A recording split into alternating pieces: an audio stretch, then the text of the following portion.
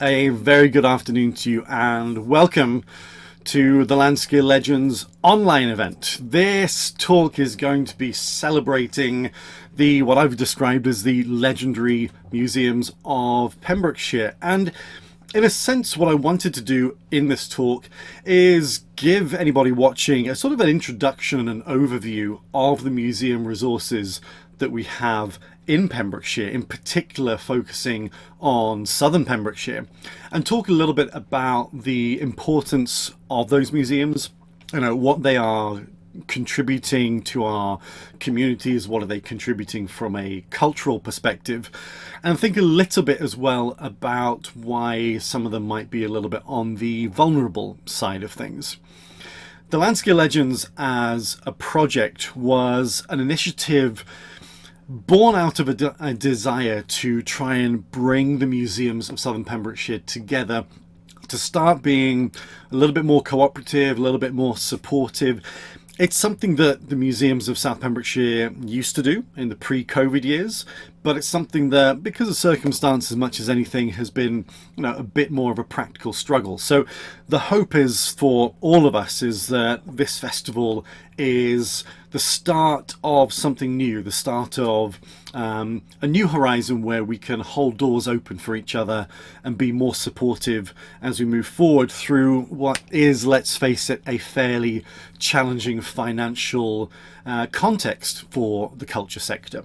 So what I'm going to be doing is giving you that potted overview of museums, and for many of you, I know this, if you are local to Pembrokeshire, I am willing to bet that there are going to be museums that are close to you which you will have not visited, because that's just the way it works. I'm filming this on Tuesday afternoon. I was at an event at Milford Haven on Monday evening. Lots of locals at that event, and the vast majority of them were visiting the museum for the very first time. And we just don't visit the things that are on our doorstep. That's not a Pembrokeshire thing. That's across the entire island.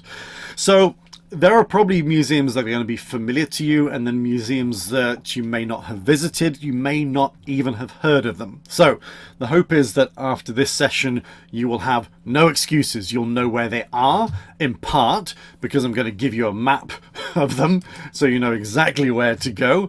And I say exactly, this is a broad geographical overview as to where you can find these museums.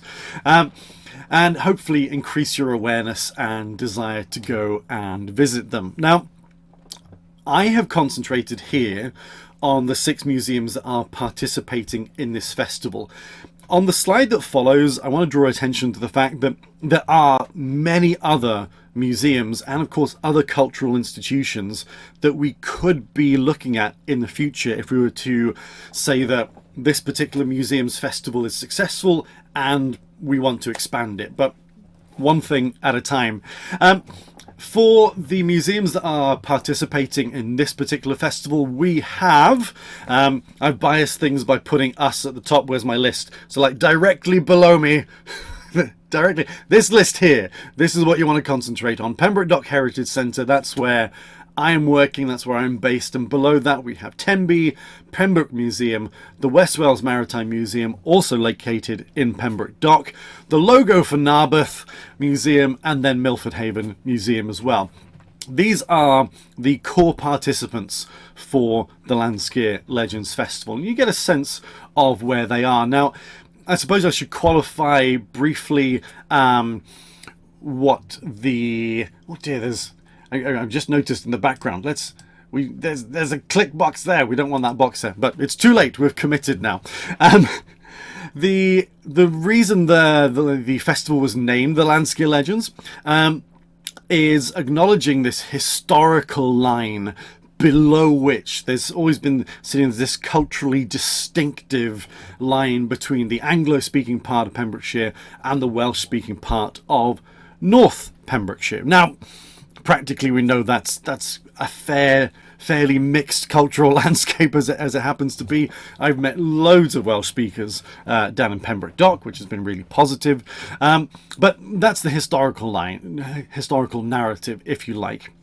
The interesting consequence of the Landsker line, and I say consequence, it's probably not consequential at all. It's probably just highlighting where there is a greater concentration of people because of things like coastal trade and the dockyards and the shipbuilding traditions that just create larger populations. But this is where we have a high concentration of museums. I mean, just to qualify that, if we can just look at these brief statistics here. So like Pembrokeshire has roughly 12 museums, and I'm putting to one side the other cultural organizations and things like the not the museums, the castles and historic monuments and that sort of thing, which is part of this story, but we're concentrating specifically on museums. Okay, so for Pembrokeshire, I would say we have 12 distinct museums, and some of the other partners that I've shown on this map, things like Caerhun Cheriton, a hugely important part of the aviation history within Pembrokeshire and the Welsh bit. There's a reason why I hesitate on this side. The Welsh Spitfire Museum and Shop, also extending the aviation narrative. In between them, Haverfordwest Town Museum, and of course Haverfordwest is going through a bit of a transitionary period. The core museum is closed at the moment. They have the pop-up museum space in town, so it's a bit of a state of flux, but it is still playing its part in telling the story of Haverfordwest. And then we have things like Scolton Manor. We have the Toy Museum, the Dollhouse and Toy Museum, and of course things like Oriola Park also in the mix as well. So put all of these things together and you have 12 distinct museums of one form or another. And that's 12 museums for a population of about 124,000 people in Pembrokeshire. Now, if you look at that like for like for some of the most densely populated parts of museum and cultural landscapes in England, look at places like Cornwall, huge amount of museums in Cornwall, 31 museums for just over 500,000 people. You go to somewhere like Westminster, which unsurprisingly has a lot of museums. You have 23 museums within that local authority for a population of 250,000. So, split that in half, what's that? We're talking about 11, 12 museums for 120,000 people. Okay, if you split Westminster in half, that's pretty much the same density of museums that we have in Pembrokeshire. So scale it up, and Pembrokeshire has almost the same density of museums per head in terms of population as the city of Westminster, which is remarkable. If you've ever been through London, you'll appreciate just how many museums they have. Pembrokeshire is on a par, if not rivaling that. So we are incredibly fortunate where we are to have the volume of museums that we have at our disposal. And I want to stress that these are the museum partners who are directly participating in this. These are the museums that we could look to extend this to if we wanted to in future years. Say there's a Landsker Legends 2 in 2025, maybe we could expand this to 12 museums and celebrate that breadth of cultural assets that we have within this community. So the main reason I'm drawing attention to this is just highlighting the wealth of cultural assets that we have in Pembrokeshire. I would say this is arguably unique for something that is primarily a rural landscape. And again, I don't want to be I'm not being hostile to northern Pembrokeshire, right? There's just a practical reality. There aren't any museums up there. Practically speaking, it's very much concentrated on the south or really, really far west. And look, I know there are some great cultural attractions. Let's pull one out at random. Castell Enthlys, for instance, up in North Pembrokeshire. There are those assets there, but the concentration of the museums is very much in the south. And I think that's interesting, and it's reflecting a cultural narrative, a population narrative, and is something that we need to be conscious of as we look at safeguarding these assets going forward. So this festival concentrates on 6. There are about twice as many other museums and cultural institutions that we could be extending this to in a wider Pembrokeshire context. But let's concentrate on the museums that are directly participating in this festival. And I wanted to try and do this from a chronological perspective, try and give a breakdown in terms of when these museums start to evolve, because some of the museums that we have, and this applies to the current version of the Pembroke Dock Heritage Centre, some of them are relatively new additions to the landscape. Some of them have been here from almost the earliest point of a museum tradition in Wales entirely. Okay, so I mean, Swansea Museum is the oldest museum that you have in Wales. Tenby comes, about 2 to 3 decades after that, but it's still within that very early phase of museum building in Wales. And this is predating the emergence of the National Museum of Wales. I think Tenby is something like the 2nd or 3rd oldest museum in Wales. It's up there. It's one of the oldest established institutions that we have, not just in Pembrokeshire, but in Wales more generally. So 1878 is when this narrative begins. And of course the museum goes through various stages of expansion. In particular, 1970s on, you're seeing the core museum being expanded and built upon, new galleries being added to it. But I think it's the longevity is the thing that's really important here.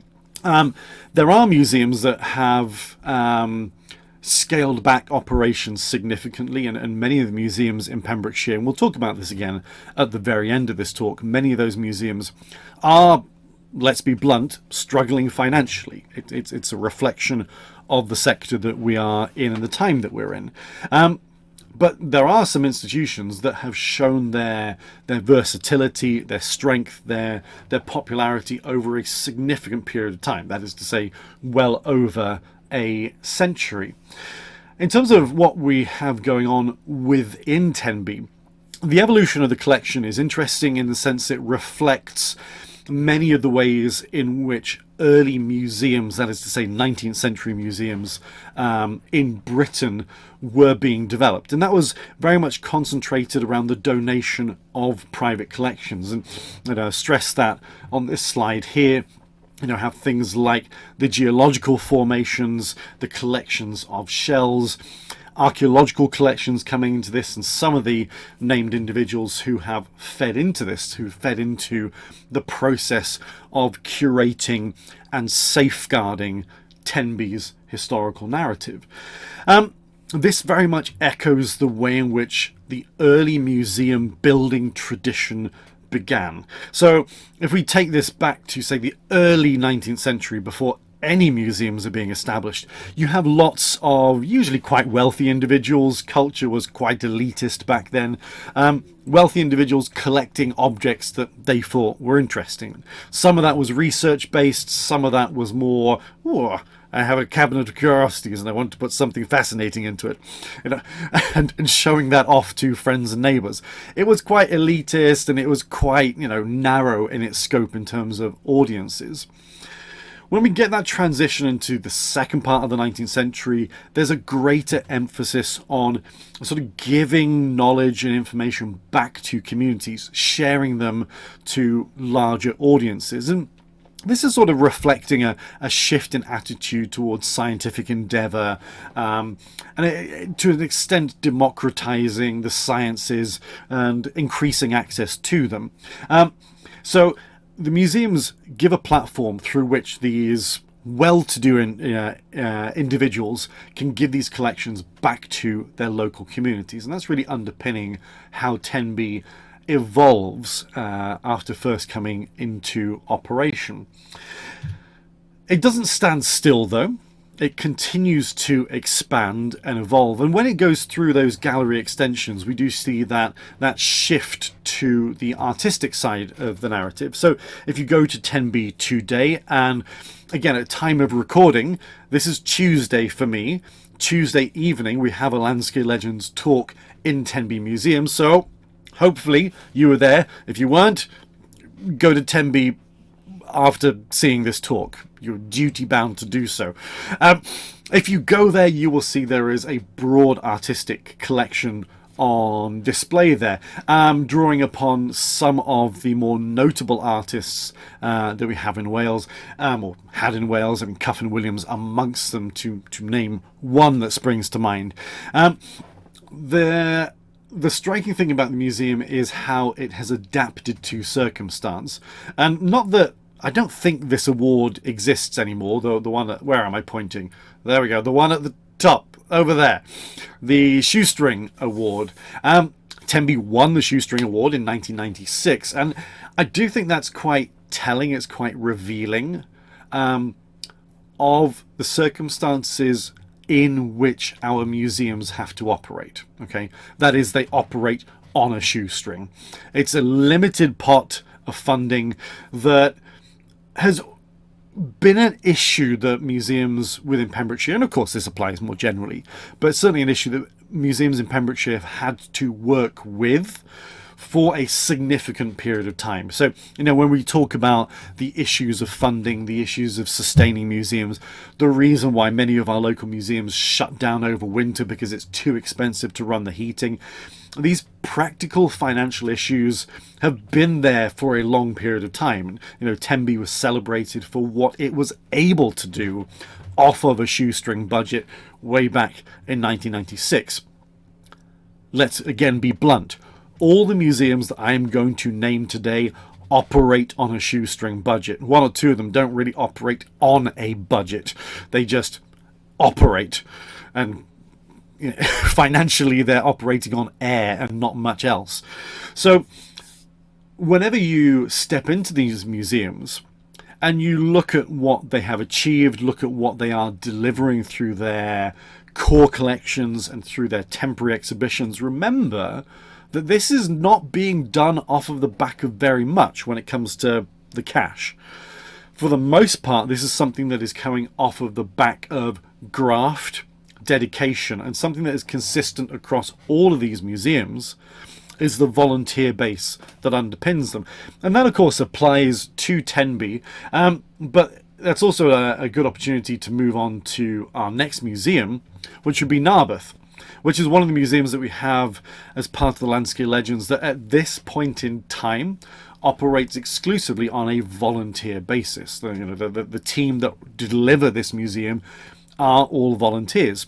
This applies to the majority of the museums participating in the Landsker Legends. Not all of them. And you know, Pembroke Dock is one of those that is lucky enough to have not one, right? Not one, but two paid members of staff.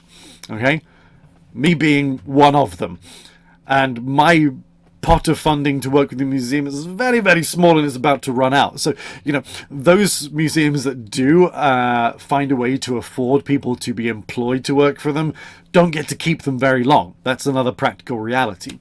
Narberth is a museum that has seen this process. They have had paid members of staff, and they've had to be there for a short window of time and then go off to do something else.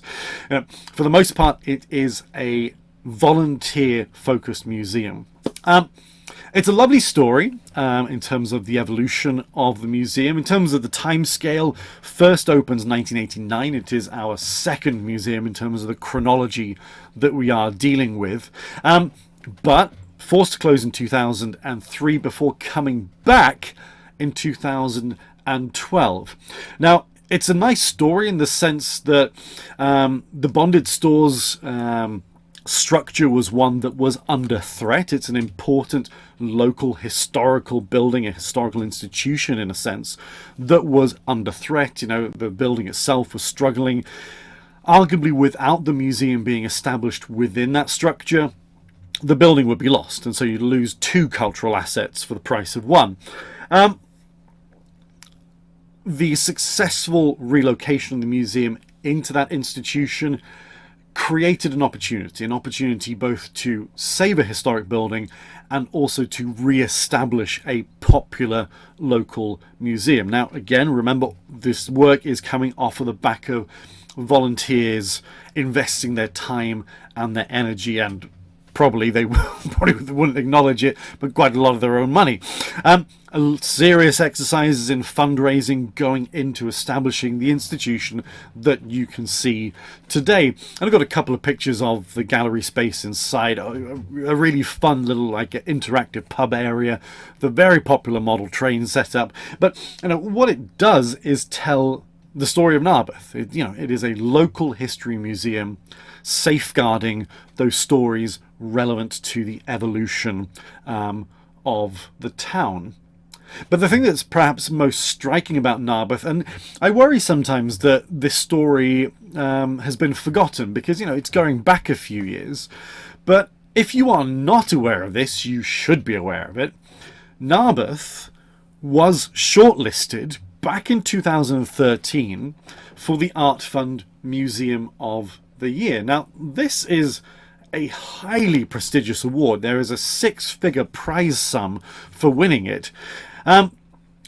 But, okay, it didn't win. Put that to one side. Doesn't matter. The very fact that this very small, very locally focused museum that has come into being purely by the work of volunteers, the fact that that was able to be shortlisted in very illustrious company, competing with museums from across the island, is in and of itself a remarkable achievement. So Narberth really needs to be celebrated for the company it keeps by being shortlisted for that award. To put that in context, about a decade on, St Fagans, the National History Museum of Wales, the flagship of the Amgueddfa Cymru project all across Wales, which received an enormous amount of lottery money to redevelop itself, revamp itself, become a massive, almost conference centre in terms of what it can offer in terms of internal space and the reimagining of its exhibitions. St Fagans won the Art Fund Museum of the Year prize about 10 years later. I mean, a little bit less than that, I think, but when it won it, it doesn't matter. The fact is, it won it. So that's the company that Narberth is keeping in terms of how it is regarded as a quality museum-based institution. So it's something that needs to be acknowledged and celebrated today.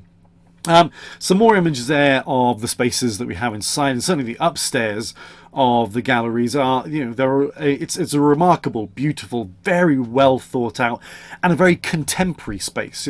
A lot of the museums that we're looking at are based in historic structures that can't really be changed very much, but the nature of the bonded stores gave Narberth this big open space in which they could be very innovative and very creative with what they were doing with their exhibition space. Narberth has also been proactive in terms of exploring women's history within Pembrokeshire and creating a brilliant archive of stories that perhaps 15, 20 years ago wouldn't have been looked at from a museum perspective. It's great to have that online archive. And of course, you might be aware that the museum has a partnership with Nicky Wire, fairly prominent member of the Manic Street Preachers, who currently has an art exhibition on display there. So, Narberth is very clearly a draw, and is perhaps a template which the rest of us could look to emulate. Where's Pembroke Docks, multi-million pound record selling partnership? If you're a multi-million pound recording artist watching this video, come to Pembroke Dock. Let's see what we can do, because they'll definitely be watching this video. Narberth we'll leave behind and move on to Milford. Milford Haven Museum opened the Landsker Legends for us this week with it was a sellout talk looking at the history of the RNLI in and around Milford. In terms of our chronologies, 1991 is when Milford Haven Museum is established. It is another example of a museum partnering with a historic architectural asset, in this instance the customs house, which takes the narrative back to an 18th century context. And we're going back to that early phase of major shipbuilding on that southern coastal area of Pembrokeshire. One of those key factors for the stimulation and growth of the population that we have in that area. So a really important continuation of the narrative of museum, historic building asset, putting it together. I was talking to a couple of people on Monday night about the work that had to go into clearing some of the spaces below the customs house, probably storage areas of one form or another for precious goods. Very full of sludge. It did not sound like the most appealing of conservation projects or projects involved to establish a museum. But you're dealing with a historic building on the waterfront. Sludge is probably something that you're going to have to contend with. The museum, as with many of our institutions, focuses on the history of the locality. So we see that in terms of the content of the collection here. We focus on things like the fish market and the importance of industries that may no longer be with us anymore, but once were key employers within the community. So we have this wonderful transition. If I start pointing again at the top, we have things like the fish market, and below, go past the guy with the harpoon, we have things like the ice making tradition within the area. And you see some of the images that the museum has, which tells the story of the way in which the ice was being not just produced, but then sent down these these little runways down to where the fish are, being broken up and supporting that industry, and highlighting the way in which it was all interconnected. All these different major employers within the locality feeding each other, and highlighting, I suppose, again, the vulnerability of some of our coastal communities today, that if you lose one employer, how that has a chain reaction and ends up wiping out a whole sequence of employers and essentially destabilizing an entire population, it is part of the story. And I think one of the things that's really striking for me about Milford Haven Museum is, and I say at the top there, it's not shying away. It's not shying away from the consequential parts of the loss of these trades. And it's not shying away from some of the more brutal realities of certain pursuits. Sorry, we have... learn the name, computer. We need to update some of the spellings on this. I apologize if any more red lions have crept in. So the guy with the harpoon down here, where is he? Just there. Yeah, highlighting that there was a major industry based around whale products. The use of whale fat for things like oils. I forget what it's called. The briny bit in the mouth that was used for clothing. There was this whole industry based around whaling, and it is brutal, and it does involve killing whales. And the museum doesn't shy away from that reality. It acknowledges that this is something that's really uncomfortable to us today, but it was a cultural norm back then, and this is what happened, and this is how it happened. And it's always important to try and strike a balance between telling the story in a way that is, accessible without compromising the reality of the story. And I think Milford does a really good job of striking that balance. It's still collecting. There's still new materials coming in, and with things like the wooden trough. Now, if you're not a student of archaeology, you might be underwhelmed by a wooden trough, but trust me, from an archaeology perspective, this Bronze Age trough that was discovered not that far away from Milford is a hugely important insight into some of the ways in which the prehistoric ritualistic landscape of southern Pembrokeshire were being performed in, being lived in, being experienced. So the museum does give that longer chronology as well. It has that deeper archaeological narrative in addition to that very important focus on the 18th and 19th century narratives. If we move on, Pembroke Museum. Pembroke Museum, probably one of the smallest of the museums that we've got, but a very popular one. I was looking over their figures, something like 5,000 plus visitors last calendar year. I mean, these are really good numbers for a museum the size it is and its location. You know, it's not operating over multiple floors. It's in the upper level of the town hall. We're going back to 2013 for when this one is established. So we're starting to move into the cycle of museums that were established more recently. And it's a joy to be in. It's an absolutely lovely museum. I'm going to jump over to some of the pictures of the exhibitions inside. It is packed. For me, Pembroke Museum it's a throwback to the sort of museums that I visited in my childhood, and it's a throwback to the style of museum presentation that was common in, let's say, the 19th century, or indeed, you know, the very early stages of museum buildings in that midpoint of the 19th century. And you know, I look at the collections at Pembroke, and the first thing that it says to me is Pitt Rivers. If you've ever been to the Pitt Rivers Museum in Oxford, and you'll know the way in which the exhibition cases are crammed, packed, absolutely full of artifacts and collections, you'll know what I'm talking about in terms of the way in which Pembroke Museum is presented. It's the sort of museum that doesn't say no. It's like somebody comes in with something that is of interest, historical value to the story of Pembroke, and it's like, yes, we'll take that. We don't necessarily have the space for it, but we'll find a way to include it somewhere. And I absolutely love that. It has that feel of an organized jumble, and it is organized, right? I'm not trying to undersell things or belittle it in any way. It's just a very, very busy museum, and on a personal level, I love that. I've always been quite hostile to the way in which many museums have focused on a less is more narrative and put less objects on display and keep a lot of things back because they don't want it to look cluttered.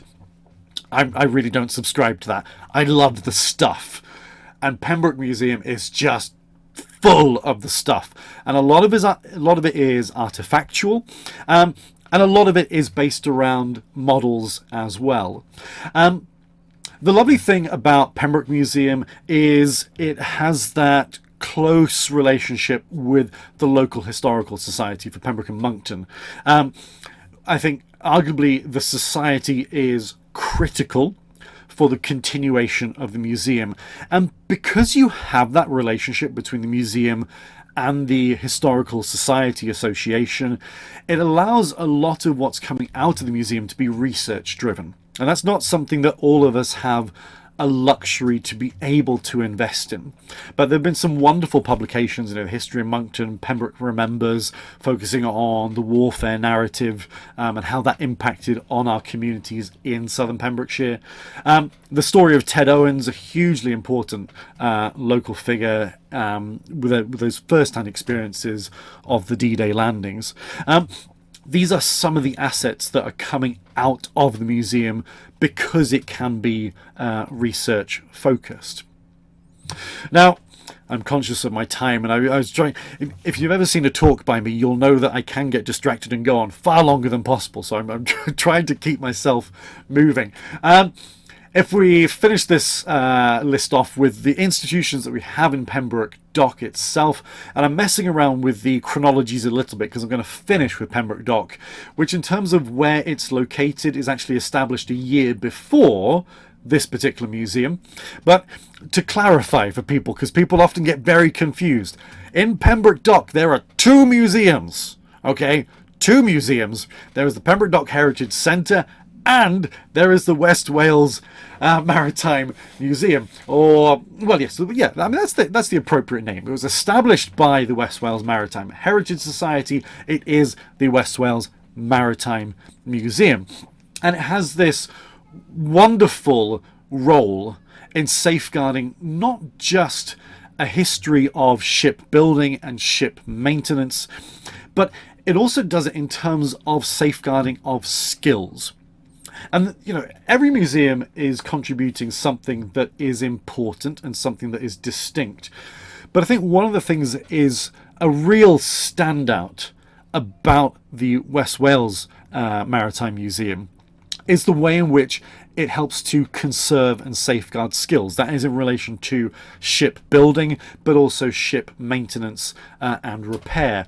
And if you are watching this on Wednesday, be aware that on Thursday, the West Wales Maritime Museum is hosting a Landsker Legends talk on the Charterhouse lifeboat. That is this, where is it? That thing there to my, is this left or right on screen? I don't know, but you know, the boat that you can see in the picture. You know, the lifeboat which served Fishguard and comes into use about 100 years ago. You know, it's a legacy piece of the cultural landscape of southern Pembrokeshire. And yeah, it's a Fishguard narrative, but it has come back to Pembrokeshire to be conserved and restored by a Pembroke dock institution. Based in Hancock's Yard, that is a continuation of a historic relationship with both shipbuilding and ship maintenance. So again, another local museum partnering up with a historically important local architectural asset, and so that relationship continues. Worth citing, West Wales Maritime Heritage Society starts in 1984. The museum is a more recent addition of a much longer ongoing project of cultural conservation and heritage. And again, just to highlight, I've taken this from the Maritime Museum's website because I think these are really important parts of it. You know, to, yes, preserve artifacts, that's great, but the point below that, so like point 4 there, to retain and encourage the skills associated with all aspects of building, repairing, handling, and the use of craft. It is that knowledge base which I think sets the Maritime Museum aside in terms of the specific importance it brings to the Pembrokeshire museums. And then if we finish off, I'm deliberately trying to avoid putting too much emphasis and time on the Pembroke Dock Heritage Centre because, you know, where am I? I'm biased. I'm speaking from that very same museum. Pembroke Dock Heritage Centre recently, as in this year, celebrated its 10th anniversary based in the Royal Dockyard Chapel. That is the significant building that you can see in that image there. The museum and the various trusts that have existed to tell the story of the flying boats in Pembrokeshire runs for much longer, but in terms of this specific version of the museum, we're going back to 2014 for when this one opened its doors to the public. So prior to that, we had the Gun Tower Museum, we had the Flying Boat Centre. This is a museum that has gone through multiple stages of evolution and relocations, and some of those relocations have been beyond the control of the organisation operating within it. The Gun Tower Museum in particular suffering from water ingress. You know, we have this amazing building in terms of the Cambridge Gun Tower, and we can have a whole video like this talking about Martello Towers and Cambridge Gun Towers and the distinction between them, but no, we don't have the time in this particular talk, but it's an interesting point of debate. The Cambridge Gun Tower that we have is an amazing architectural asset, but it's expensive to maintain and run. That's not to say that the Royal Dockyard Chapel is also not expensive to run, and this is the challenge that you have of operating within a historic building. There are practical limitations to doing it. But nonetheless, that is now the home for the museum. And I'll just quickly go through these slides, just in terms of the story that we're able to tell within Pembroke Dock. I think one of the most striking things about the museum is that we have an international narrative. I apologize. Look at these boxes. Let's get rid of these. Let's edit this as we go. We don't need these boxes here. This will look much more polished if we get rid of those. The international story that we have here highlights that, in particular in relation to the flying boats, which in terms of the I knew coughing would come into this at some point. The Sunderland seaplanes that we have, the Catalinas as well. You know, the narrative of the flying boats within Pembroke Dock are hugely important in a warfare context. But what's of a particular interest is the way in which that draws in an international narrative. So we have representation of squadrons coming from the United States, from the Netherlands, from Canada, from Australia. We have individuals coming to work within the dock from all across the Commonwealth. You know, it is an international narrative that, yes, there is an important local story, but we can also tell a story of how Pembroke Dock is connected to the wider world through the flying boats and the support that they required and those who served there during a Second World War context. That narrative, of course, goes much earlier. Pembroke Dock starts as a shipbuilding narrative. And again, oh, I'm so sorry. So sorry. We got to get rid of these boxes as well. We'll edit it as we go. That looks tidier. I dread to think how many boxes are still in on the other slides. But of course, we have the shipbuilding narrative, hugely important. Over 200 naval ships produced within Pembroke Dock, and many of those being royal yachts themselves. So shipbuilding of a very high status. You know, Pembroke Dock was incredibly well regarded in terms of its skills and capacity for creating these vessels. So a hugely important story. And of course, there's a contemporary story as well with the importance of the Millennium Falcon, which some people still don't know this story, that the Millennium Falcon, ahead of the second Star Wars film, The Empire Strikes Back, was built in Pembroke Dock, a 1-to-1 scale model. This thing was huge. It was about the size of a Sunderland seaplane. And sorry, a Sunderland flying boat, I should say. That distinction does annoy people, so I apologise if my terminology slips a little from time to time. And of course, that allows us to celebrate the Star Wars narrative with an annual Star Wars Day as well. So those are our museums, okay? Those are the ones that are contributing to the Landsker Legends Festival. And each one of them is incredibly important. But here's something else worth being aware of.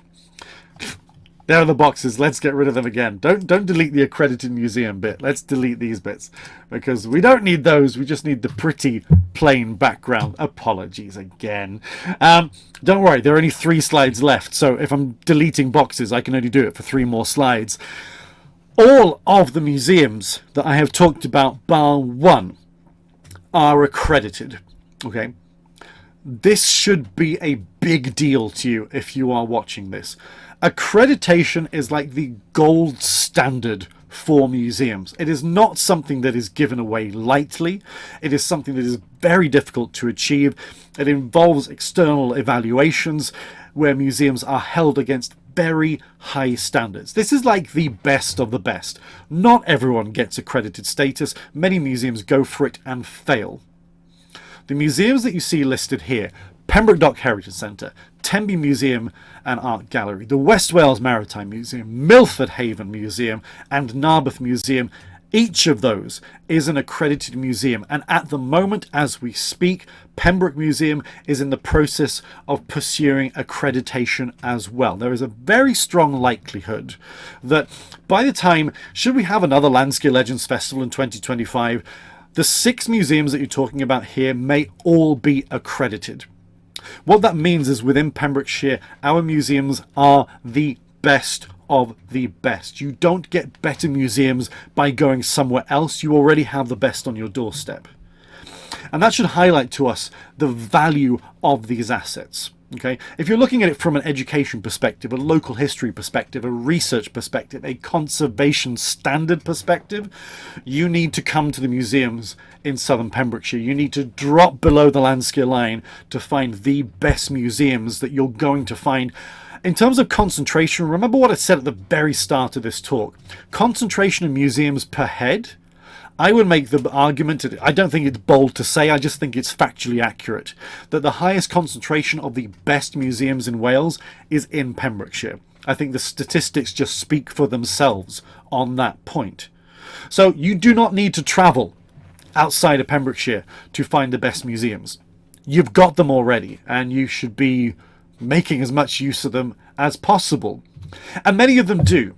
You know, in terms of what are the importance of these institutions, you know, I've already cited many of the issues or many of the factors that should reinforce their importance. We're talking about conservation. We're talking about the safeguarding of knowledge, the safeguarding of history, the safeguarding of tradition in many respects. You know, we look at the process of repairing and maintaining ships. That is an important process.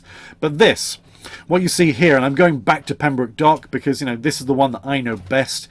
Everyone that you see in these images are volunteers. Okay, apart from where I'm sitting, the picture which is like top left in the very background, I'm there. Okay, I'm not a volunteer, but everyone else is. Everyone else in these pictures have given their time freely because they love their institutions and they love the history of their locality. But what it also gives them is a sense of community. And this applies to every single museum that we've talked about. The volunteer base that underpins them is critical, but that's not just important from the perspective of preserving and maintaining historical narratives. It's also important in terms of preserving and maintaining community. That is what these local museums do, and without them, were they to disappear, a critical component of what gives our communities a sense of purpose and value goes with it. So they do need to be supported, and they need your support, and they need that in terms of footfall, they need it in terms of your donations, paying on the door, buying something from the shop, but they also need it from a perspective of volunteering. I guarantee you that each and every museum that is involved in the Landsker Legends, if you went to them and said, hey, I want to volunteer my time to support you, each and every one will bite your hand off, because they all need more volunteers to make sure that they can keep operating. Because without that volunteer base, they will go. And you know, we can talk about various museums that are good news stories. There are some museums that are the opposite of that. Chapel Bay Fort and Museum, which came into operation something like 2015. I would have loved to have included Chapel Bay in this festival. Can't. It's not operating. It's not open to the public in a sense. Still open for the occasional tour, but it's being wound down because, as with so many of our local museums, it is dependent on volunteers, and it's dependent on a very small body of volunteers. And when illness strikes, when we lose individuals who are essential to the delivery of these museums, and we lose their expertise, their skills, their time, these museums, they can't function, they can't operate, and they close. And more often than not, when an institution like this closes the doors, they don't reopen, and we lose them forever. And that is it can be easy to become like vitriolic and overstate these things, but I think from both a heritage perspective but also a community perspective, I think that is verging on something tragic. I think we've seen already through this festival, and we see it on a day-to-day basis in terms of people coming into the museum, the footfall that we get, that these stories in these museums are important to people. Whether or not they routinely come through the door, whether or not they're visiting the museum multiple times a year, put that to one side. The very fact that the museum exists and they know it's there and they know they could visit it is often enough. It's not enough for us, but it might be enough for them. To lose it is something that is often seen as something quite tragic. And you'll see this on Facebook Messenger groups. They'll be like, we really wanted to go to that museum. Oh, it's closed, it's not reopening. I'm so sad. Okay, your pity is welcome, but what would have been more welcome is you coming through the doors without being too critical. I said it at the very start of this talk.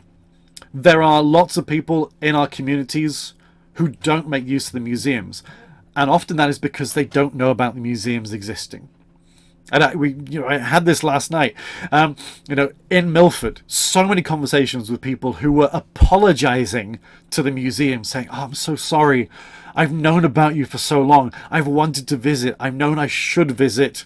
I've been living here for 15 years, and I've never come in." We hear this so many times, and there's not really a good reason for it. A number of these museums are free. Pembroke Museum is free. The West Wales Maritime Museum is free. And it doesn't really cost very much to go into the others. But there are 2 museums on the list which it literally will not cost you anything to go into them and to show some support and give them a bit of footfall. It needs to happen, because without that support, we will lose these museums.